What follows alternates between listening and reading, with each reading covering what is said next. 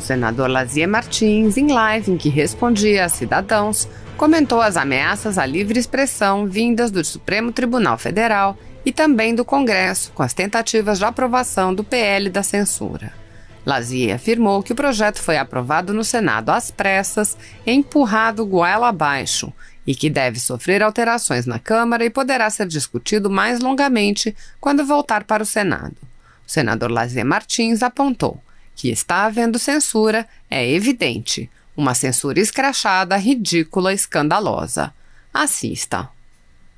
Que está havendo a censura é evidente, uma censura escrachada, ridícula, escandalosa. Isabel de Almeida, o Senado não tem interesse em proteger minha liberdade de expressão?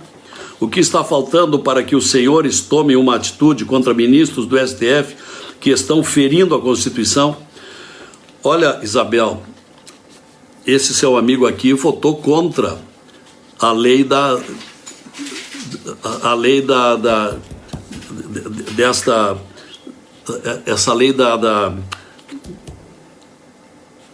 essa lei que está bloqueando a nossa livre expressão, não é?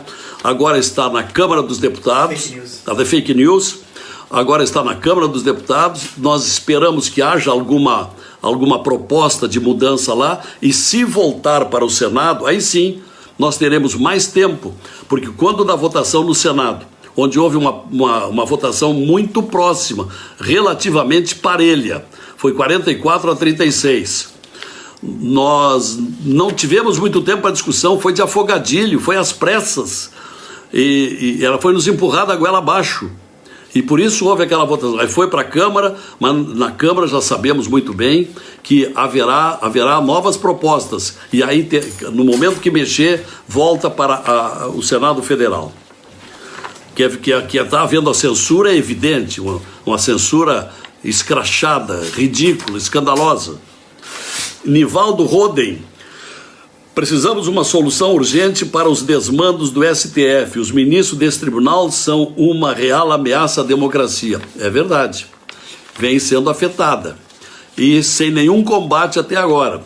Hoje quem está mandando no Brasil, ao seu bel prazer, são os ministros Toffoli e Alexandre de Moraes. E o Senado está atordoado sem saber o que fazer. Quando o Senado, que tem autoridade para sabatinar e indicar e levar adiante os ministros do Supremo, no meu entendimento, tem também poder para caçar. Tem poder para retirar esses ministros que infringem a Constituição brasileira.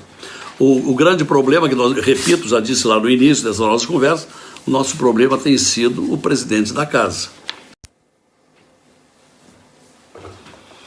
Olá, meus amigos, boa noite a todos. Conforme havíamos anunciado num card divulgado a partir do meio-dia, 13h de hoje eu quero ter a satisfação de conversar um pouco com os meus seguidores, com os internautas de um modo geral, sobre as questões mais relevantes, mais palpitantes que nós estamos enfrentando na política nacional. Assim, enquanto que vamos aguardar já algumas perguntas, eu quero antecipar que algumas já foram recebidas, de modo que eu já posso entrar nas respostas de alguns dos questionamentos. Pelo que vi agora, tomando esse primeiro contato, todas são questões relacionadas justamente a esse momento tenebroso que estamos vivendo na política nacional. Por exemplo, eu recebo uma pergunta do João Guarnieri, que pergunta o seguinte: é prioridade hoje do Senado o impeachment dos ministros do Supremo Tribunal Federal e a prisão em segunda instância? Olha, João Guarnieri, você começa bem. Este pontapé inicial do nosso debate, se me permite a expressão futebolística, é um dos temas mais palpitantes do momento. A sua pergunta é se temos prioridade. Temos essa prioridade há mais de um ano. nós tivemos no início do ano passado um montante de 22 pedidos de impeachment de ministros do Supremo Tribunal Federal, onde o senhor Gilmar Mendes foi o campeão. Tivemos, inclusive, um pedido com quase 1000 páginas, subscrito pelo grande jurista Modesto Carvalhosa, de São Paulo, onde ele reuniu 22 fatos para sustentar o cabimento do impeachment de Gilmar Mendes.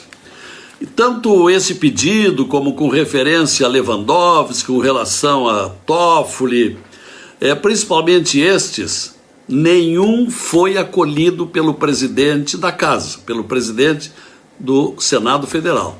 E aí começa o nosso problema.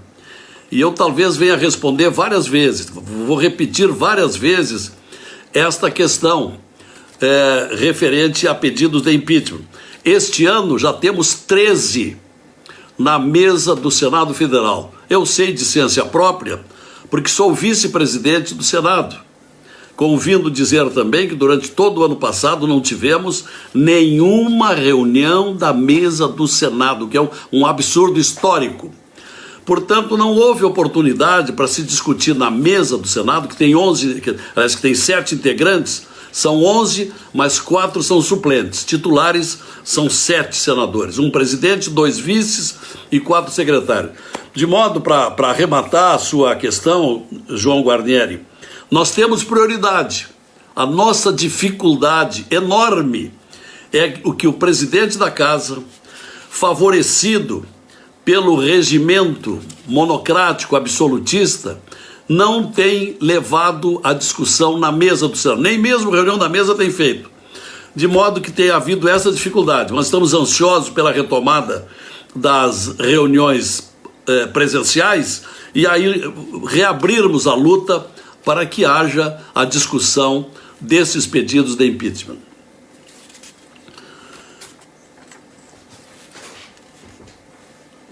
O Flávio Pedrosa fale mais sobre abusos do Supremo. Olha, Flávio, de fato abusa o que não tem faltado, principalmente do próprio presidente da Casa. Veja este escandaloso, ilegal, autoritário inquérito aberto por ordem do presidente do Supremo no ano passado, em abril do ano passado, designando o ministro Alexandre Moraes para presidir um inquérito onde ele é investigador, acusador e julgador. E de alguns meses para cá é vítima também, porque tem sido um dos principais acusados. Esse é o grande escândalo que vai ficar na história desse Supremo Tribunal Federal.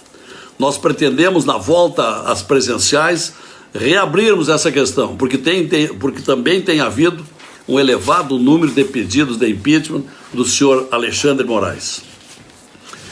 Já o Dirceu Kronbauer pergunta: qual é o seu apoio ao projeto de 14º salário aos beneficiários do INSS durante a pandemia? O senador Paim é relator.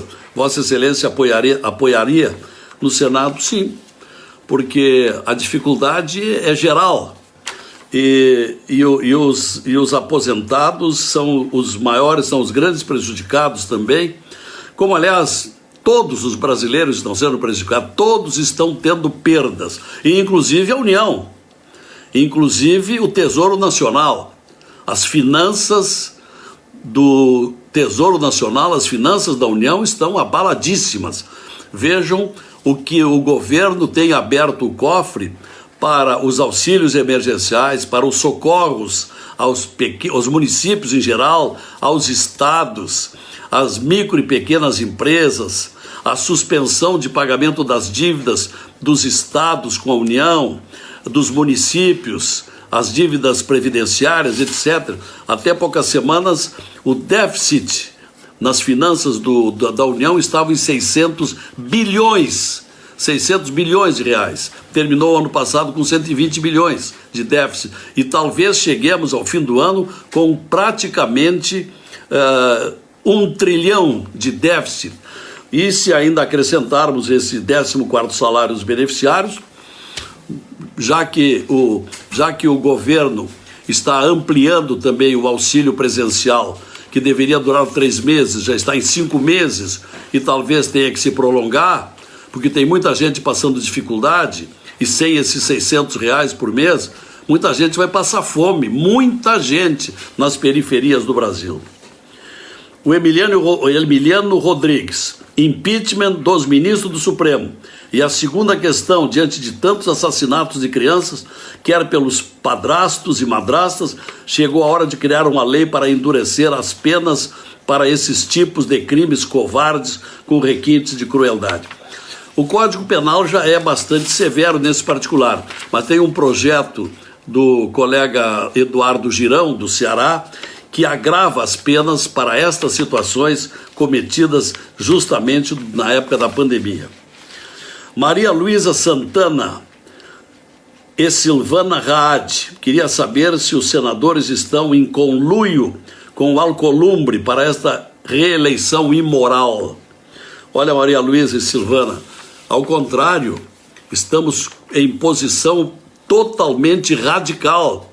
Esta reeleição do presidente Alcolumbre é totalmente ilegal.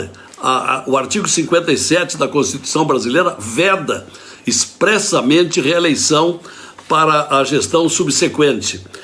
Por uma das razões, conforme a doutrina, é para que não haja esse poder prolongado para o mesmo partido, para uma mesma autoridade parlamentar, para que haja, então, esses revezamentos. Nós iremos ao Supremo Tribunal Federal se essa tentativa for levada adiante. Muitas perguntas estão chegando. De onde sairá o dinheiro para o 14º DENIS? É uma boa pergunta. Me foi perguntado há pouco pelo